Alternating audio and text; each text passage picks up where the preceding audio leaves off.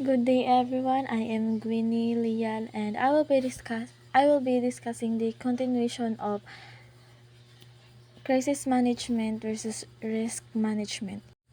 Crisis management is no longer optional.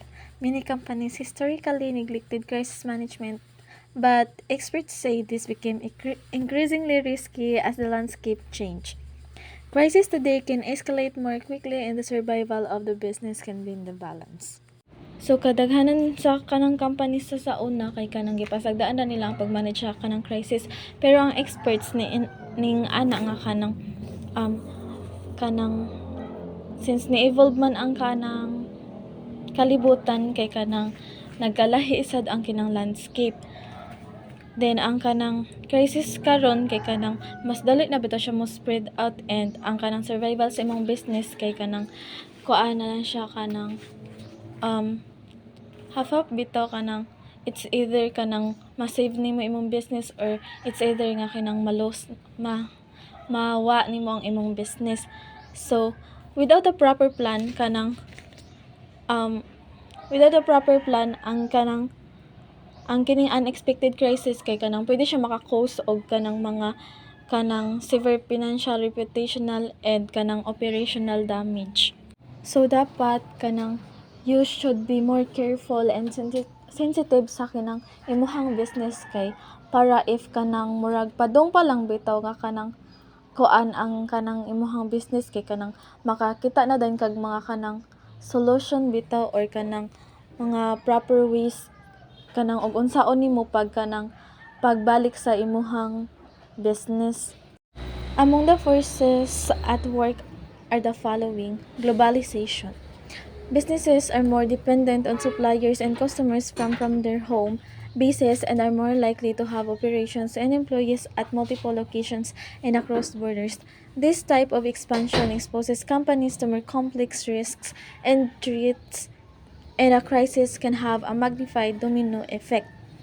We know naman jud nga kay nang more on sa businesses diri kay kanang mag-import ra og mga kinang supply gikan sa kinang laing lugar para pod kanang baligya pod bitaw nila.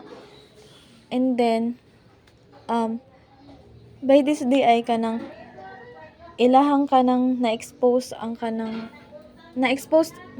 expose sila sa kanang mga risk bitaw, kay kanang if kato nga business nga kanang ilahang kanang kuhaan, or kato nga company nga ilahang gikuhaan sa kanang ilahang mga kanang goods and supplies, ay sa ilang mga supply kanang goods and services, kay if mo collapse to kanang it could also kanang bring risk sad sa ilahang business, kay kanang syempre og mo collapse ang kato ilahang kanang kuhaan o kanang supply, kay kanang wala na ba sila kanang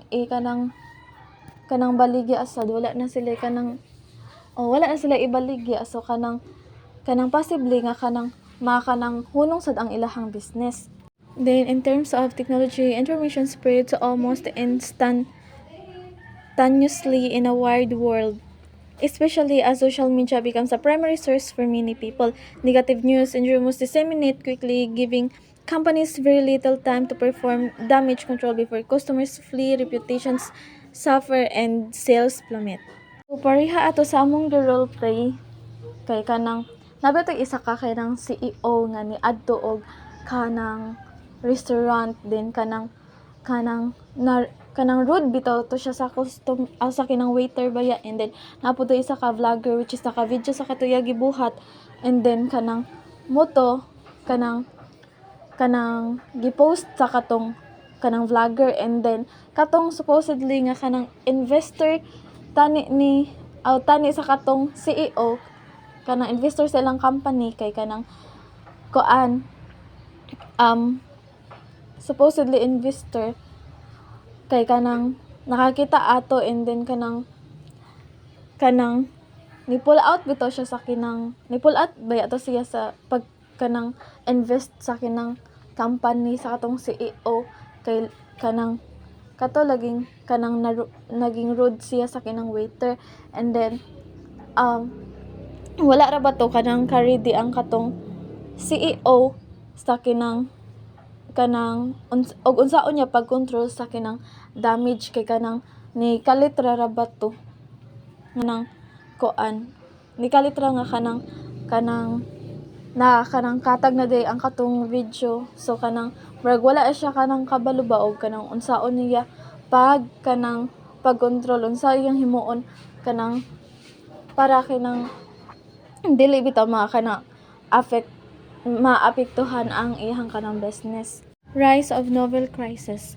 The accelerated rate of change and growing complexity of global systems have given rise to never before seen or once in a generation crisis.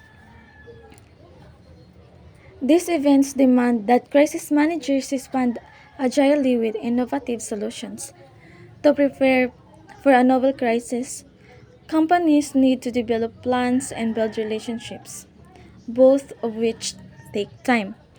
So there it suggested that ang mga kanang crisis management daw kay dapat kanang prepared bitaw sila sa if kanang naay mga kanang crisis nga mahitabo. Dapat daw kay kanang dapat daw kanang ang kanang mga companies kay kanang mag-develop na sila og mga kanang plans and then nila mo kanang build og relationship sa kanang mga kanang police station, kanang hospital, mga fire station, kanang or kanang any kanang kuan bitaw which is kanang makatabang og respond if kanang naay mga crisis nga mahitabo. So dapat daw kanang before kanang mo respond kay kanang naa na bitay kanang murag kanang strong solution bitaw abot sa kanang crisis ka kanang nahitabo. Preconceptions exposed as false.